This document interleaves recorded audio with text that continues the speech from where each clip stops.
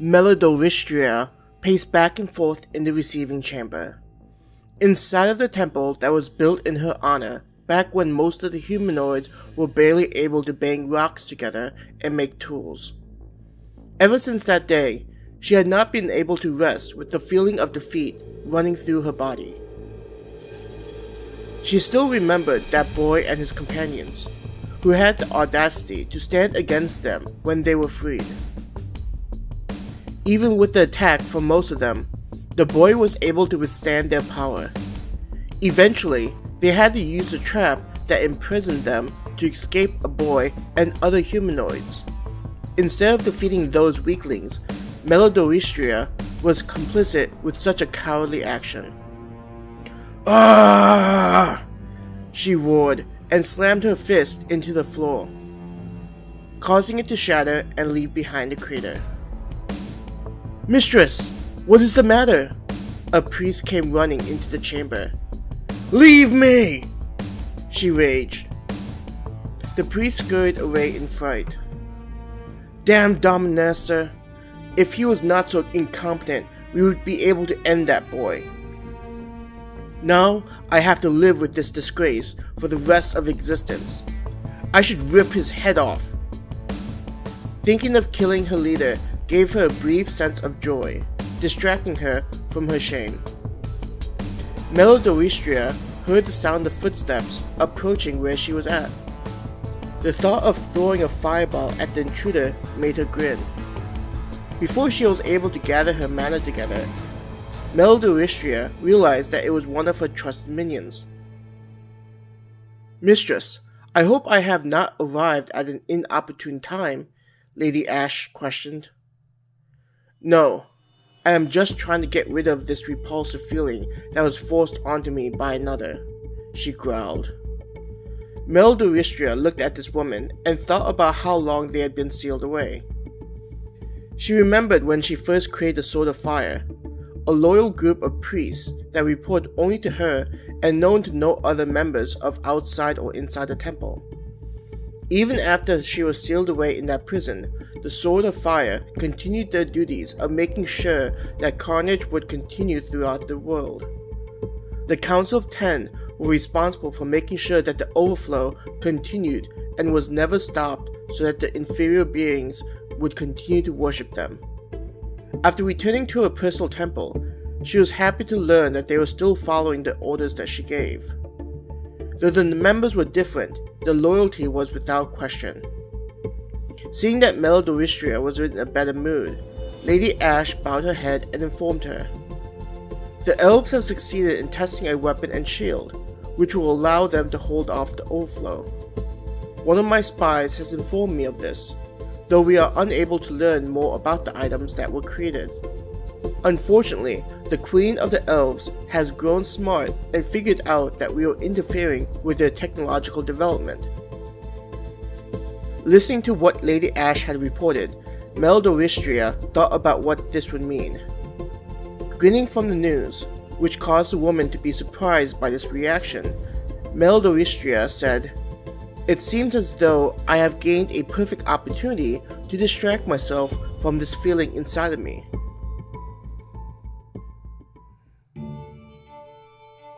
Queen Alexonia, the leader of the Elven Kingdom, sat on her throne trying to hold back the excitement that was bubbling up. She had just learned the news that the weapon and shield they were developing to combat the overflow had just gone through its final testing. As a leader, her biggest concern was being unable to protect all of her people when the horrific event of the overflow occurred. She remembered how her parents walked her through the overrun villages so that she could understand what was lost from such an event. To this day, she remembered holding her mother's hand and listening to her father talk about how many people were killed in that village alone. The smell of the rotting carcasses filled her nose, reminding her that death was all around them. Remember, Ellis, we have the benefit of being protected by the wall surrounding our castle, but the people here have no such luxury. They were waiting, huddling inside their home and holding their children in their arms as the sound of the monsters rushing towards them filled their ears. Those mothers, fathers, sons, and daughters had to watch as their loved ones were eaten, watching as they screamed in pain and begged for death. Her father looked back at her, understanding how much it hurt his daughter to listen to such a thing.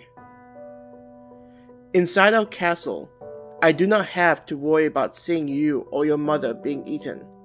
I can rest easy, knowing that we have soldiers ready to defend us. It is for this reason that we must always remember our comfort is bathed in the blood of our people. Never forget the duty you shoulder, to find a way to protect those who rely on us. He looked at her sternly, driving in the message. Mother? A voice called out to her, concern laced throughout. Looking up, Alexonia saw her daughter approaching the throne. Though Ellie was her fourth daughter, Alexonia saw herself inside Ellie. This is the reason why she named her Elivonia, the first and last portions being a reference to her own name. What is it, my daughter? Alexonia asked. I just thought you looked very sad and was worried about you, Ellie told her. Alexonia gave a weak smile to try and relieve Ellie's concern. I am fine. I was just thinking about how we have reached this moment where our people will no longer have to fear the overflow. While other kingdoms and empires will worry for their people, I will know that my people can sleep soundly, holding their children with love and not with fear. So it is true? Ellie looked relieved from hearing her mother confirm the rumors. Nodding her head, Alexonia said, Yes. The final testing has been completed, and we can begin mass production of the weapon and shield. We will line our border with the newly developed shield, and the weapon will be able to pass through and destroy those attacking our kingdom. Ellie clapped her hands together, happy to hear such wonderful news. You have done it, Mother. The dreams of our people are finally realized. We should celebrate this day. Ellie looked around for any servants to announce a celebration in the capital city. Seeing her daughter so happy was both a joy and sadness. When Ellie noticed that her mother didn't reflect her excitement, she asked, What is the matter, Mother? The only thing that needs to be done is build everything. There is no need for such a sad expression. Sighing, Alexonia said, Though we have finished this, I worry that news of our success will reach nefarious ears. Until our defenses have been strengthened, I fear for our kingdom. Seeing her daughter's smile fade away, she tried to lighten the mood. You have been here for quite some time. I would have thought you would want to return to Academic City and be with your friends. I think one of them was called E? Alexonia smiled at her daughter coyly. Ellie blushed and shook her head. E is just a friend who helped me out during our adventure. Though he is nice looking, I do not feel that way for him. I wanted to be here with you while the devices were being developed. I was afraid that someone would come in and ruin all of our hard work, despite all the security measures we had put in place. Yes, I was also nervous that our new measures would be insufficient to stop our enemies, Alexonia replied. It would be good if we were to have more powerful allies to help us against this organization. As she thought about it for a moment, she looked at Ellie. You have talked about how great E is, especially how he is able to eliminate that dragon. Do you think he would be willing to live here? I do not know. Having E be here and helping us did not cross my mind. Ellie was surprised by her mother's suggestion. I understand that it is an unprecedented idea. I have the feeling that we will need help in the coming times. There is a sense that our true enemy is hiding behind pawns, such as the organization. At some point, they will reveal themselves, and I fear that our strength will be severely lacking. Alexonia felt the burden on her shoulders get slightly heavier.